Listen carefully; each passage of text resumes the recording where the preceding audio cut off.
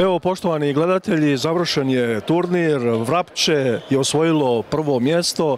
Razgovaramo sa najboljim strijelcom turnira, Rafaelom Barišićem. Rafaele, kako je ovdje u Beču? Dobro, jako dobro. Sretan što sam dobio za najboljeg igrača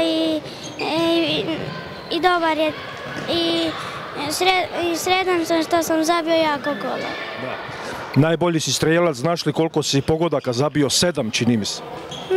Ne, zabio sam 12 golova. 12, pa da, za tebe je 7 malo. Jesi li prvi put u Beču? Ja sam čuo da si ti ovdje već dolazio sa drugom ekipom.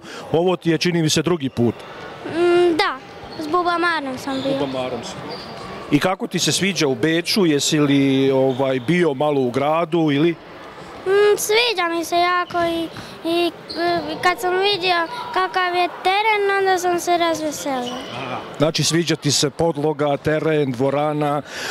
Kako je u Vrapču, koliko dugo se baviš nogometom, koliko dugo treniraš?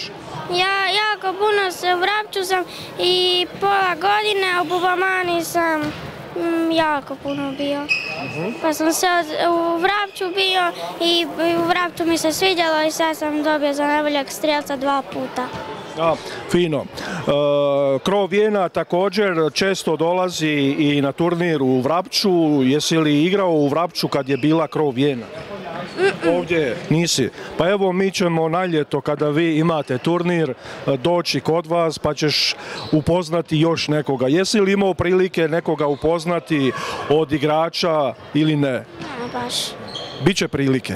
Rafaele, hvala ti puno na razgovor. Hvala i vama što